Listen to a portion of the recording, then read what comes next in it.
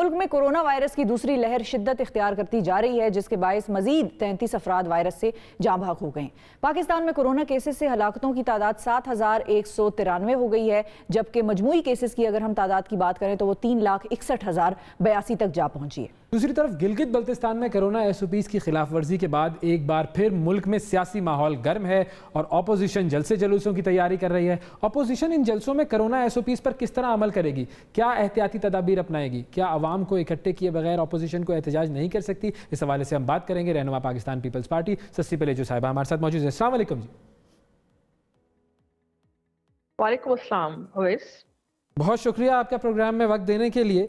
शशि साहिबा, ये बताइए कि अब ये जो PDM के प्लान्स हैं आगे जलसों के, हुकूमत ने तो पाबंदी लगा दी है कि जी जलसे वगैरह कुछ नहीं होने चाहिए, लेकिन PDM जो है उसने रिजेक्ट कर दिया ये पाबंदी और आप लोग कह रहे हैं कि हम ये जलसे जलूस करेंगे। तो आपको नहीं लगता कि ये जो जलसे जलूस करना है इसमें SOPs की जो खिलाफ वर्जी होगी उससे मजीद नुकसान होगा, कोरोना मजीद फैलेगा? इसमें कोई शक नहीं है कि कोरोना एक बहुत ही बड़ा चैलेंज है पूरी दुनिया में, और इस रीजन में भी पाकिस्तान कुछ हद तक बचा हुआ था, लेकिन दूसरी लहर अल्लाह खैर करे। लेकिन दिखने में ये आ रहा है कि रेशो जो है वो बड़ा है केसेस का। हर किसी को ख्याल करना चाहिए, SOP को फॉलो करना चाहिए, लेकिन ये दोनों तरफ से होना चाहिए, हुकूमत की तरफ से भी और अपोजिशन को भी ख्याल करना चाहिए। लेकिन उसका मतलब ये नहीं है कि हम घर में बैठ जाएं। हालात इस लहज पे पहुंच चुके हैं कि हमारे पास अगर पीसफुल जदोजहद का रास्ता हम इख्तियार करते हैं तो यही रास्ता है कि हम अपनी स्ट्रेंथ जो है या जो आवाम है जो हमसे चाहती है, एक्सपेक्ट करती है, क्योंकि पोलराइजेशन इतनी बढ़ चुकी है, फ्रस्ट्रेशन इतनी बढ़ चुकी है, हुकूमत की नाकामी इतनी बढ़ चुकी है कि हमें बाहर निकलना होगा। और आवाम हम चाहती है कि जो उनके लीडर्स हैं या पार्टीज हैं जिनको मैंडेट दिया है, एक बहुत बड़े मैंडेट के साथ हम भी इतनी धांधली के बावजूद जो असेंबलीज में, अपर हाउस हो या पार्लियामेंट में, खासकर नेशनल असेंबली में हम बैठे हैं और या सूबाई असेंबली में, नेचुरली हम जो है वो रास्ता जरूर अपनाएंगे। लेकिन उसका मतलब ये नहीं है कि हम हर चीज को जो है हवा में उड़ा देंगे। SOP का बिल्कुल ख्याल किया जाएगा। हमने जलसों में किया आप लोग भी करेंगे है ना शशि साहब। हाँ, आवाम जो लाखों या हजारों की तादाद में मौजूद होंगे वो तो नहीं SOPs का ख्याल करेंगे, वो तो हम वैसे भी ऑन द रोड्स देख रहे हैं। यानी कि आपके कहने का मतलब ये है कि जो जलसा होना है पेशावर में वो अपने वक्त पर, अपने दिन पर, अपनी तारीख पर वो होना है, उसमें कोई ताखीर, किसी किस्म की पोस्टपोनमेंट नहीं देखेंगे हम। चाहे कोरोना होता है तो हो।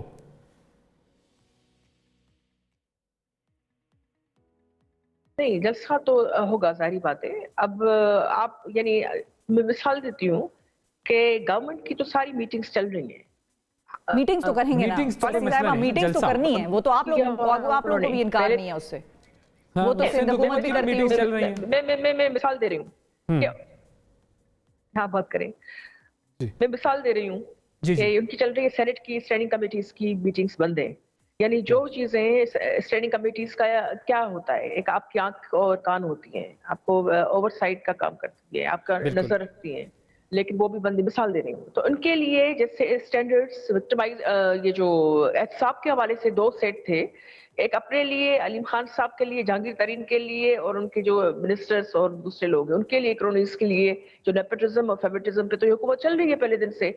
दूसरा सेट जो हमेशा एक उसूल उन्होंने अलग से रखा है अपोजिशन के लिए, कटहरे में अपोजिशन ही खड़ी है। तो क्या हम सिर्फ इंतजार करते रहे कि ये और बड़ा गर्क कर दे पार्लियामेंट को? तो वैसे रबड़ स्टैंप उन्होंने बना दिया है।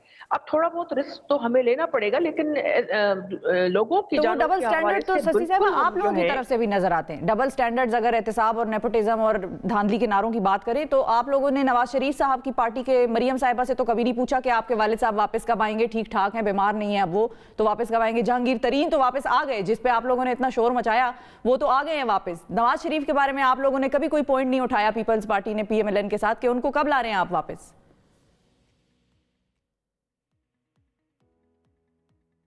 के लिए अलग से प्रोग्राम करें। मैं आप आधे मिनट का जवाब देती हूँ तो फिर आप नेचुरली मॉर्निंग शो में हम बैठे हैं, पॉइंट निकल आता है, हम इताद में हैं जी, हम इताद में हैं और इताद में रहेंगे। हम बिल्कुल एक साथ हैं और एक पेज पर हैं, और इसी हुकूमत ने मजबूर किया है कि ये 11 पार्टीज मिल बैठकर एक रुख का तयन करें और इस हवाले से ये हमारे जजों से डर गए हैं। फ्रस्ट्रेशन का आलम ये है कि तर्जुमानों की लिस्ट रोज बढ़ गई है, लेकिन कैबिनेट से जो फैसले हो रहे हैं वही वन साइडेड हो रहे हैं। अभी तक कोई रिलीफ उस तरह से आवाम को नहीं मिला है, और पार्लियामेंट से पहले दिन की तरह ये आज भी भाग रहे हैं। ये शायद पार्लियामेंट्री सिस्टम नहीं चाहते।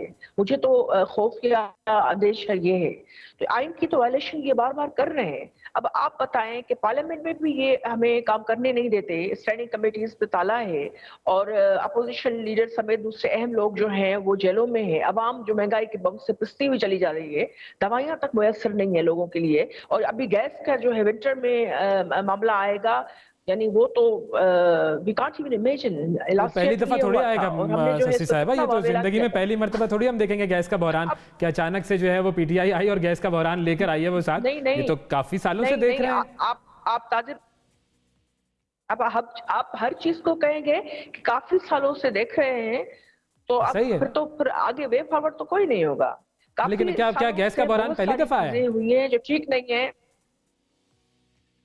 अवैस ये गैस का बहरान इस वक्त जो है जिस तरीके से ये हैंडल कर रहे हैं, आप ताजिर बरादरी से पूछ ले, आप कारखानेदारों से पूछ ले, आप आम आवाम से पूछ ले। मैं मिसाल देती हूँ, जिस सिंध में अभी जो है कराची में मैं बैठी हूँ, जो 70% गैस प्रोड्यूस करता है, वहाँ हमें कितनी मिलती है, कितनी लोड शेडिंग है, और इसकी वजह से कितने मामला है। फैक्ट्रीज बंद है, हमारी लोगों के कारोबार बंद है, आम जिंदगी जो है। 2 साल पहले वो सब सही चल रहा था, ठीक है, मैंने मान लिया 2 साल पहले वो सारी चीजें सही चल रही थी, सही मिल रहा था, अब गड़बड़ कर दी इन्होंने। अच्छा, ये जो अभी ई वोटिंग वाला इन्होंने जो कहा है कि ई वोटिंग का सिस्टम इंप्लीमेंट करेंगे, इसके बारे में क्या ख्याल है? पीपल्स पार्टी जो है वो इसको सपोर्ट करती है, ई वोटिंग होनी चाहिए?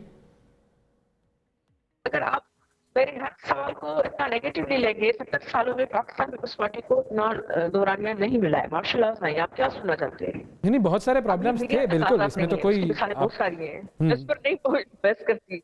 हर चीज से पाबंदी है, प्लीज ये हमें आप बात नहीं कर सकते, हम तो कर सकते हैं। हमें पता है हमें प्राइस नहीं, हम भी बात कर सकते हैं खुल के, हम पर भी कोई पाबंदी नहीं है, हम भी बिल्कुल खुलकर तनकीद कर लेते हैं। हमें पता है कि कितने एहसाब के नाम पर इंतकाम हो रहा है, लेकिन इसका मतलब ये नहीं है कि जिस आइन के पढ़ते हैं उस आइन की अगर उसको रोका जाए बार बार, तो हम उसकी वायलेशन की बात नहीं कर रहे, और बात करने की बिल्कुल करनी चाहिए ना हो हमारे पास फोरम, तो हम आई एग्री विद यू, वाले लोग हैं।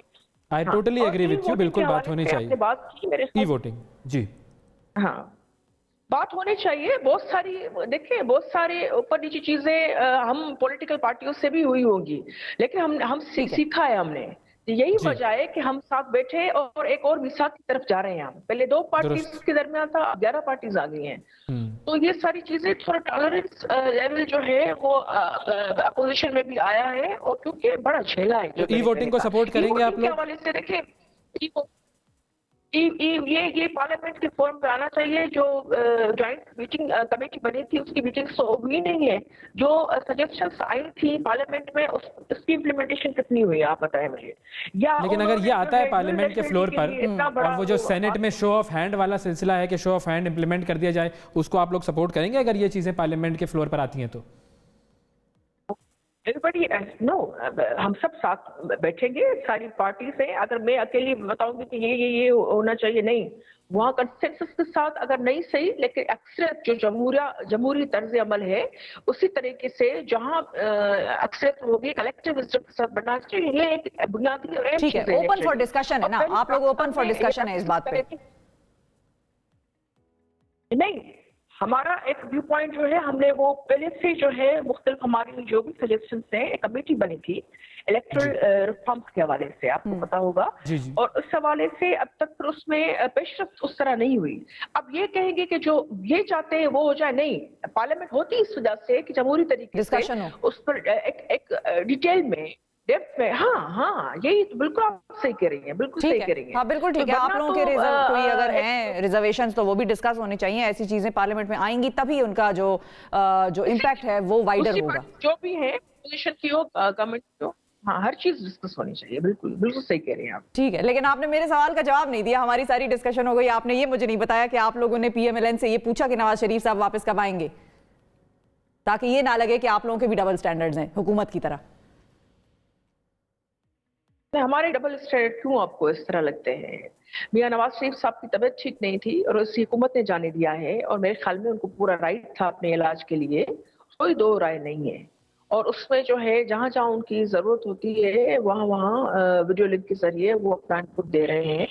बाकी ये है कि जरूर ये घबरा गए ठीक है। हुकूमत, तो ये चाहेगी कि लेकिन ये है कि नवाज शरीफ इतना साहब बड़ा की एहसास तबीयत बना, खराब है, अल्लाह कोई ताला डेट उनको डाल- सेहत दे, लेकिन जहांगीर तरीन साहब की तबीयत खराब नहीं हो सकती, वो भाग गए थे। तो ये है डबल स्टैंडर्ड जो मैं पॉइंट आउट करी थी कि ना हुकूमत में होना चाहिए ना पीडीएम की जमातों में होना चाहिए। बहुत शुक्रिया अदा करेंगे शशि पलीजो साहिबा, आपने वक्त निकाला प्रोग्राम के लिए।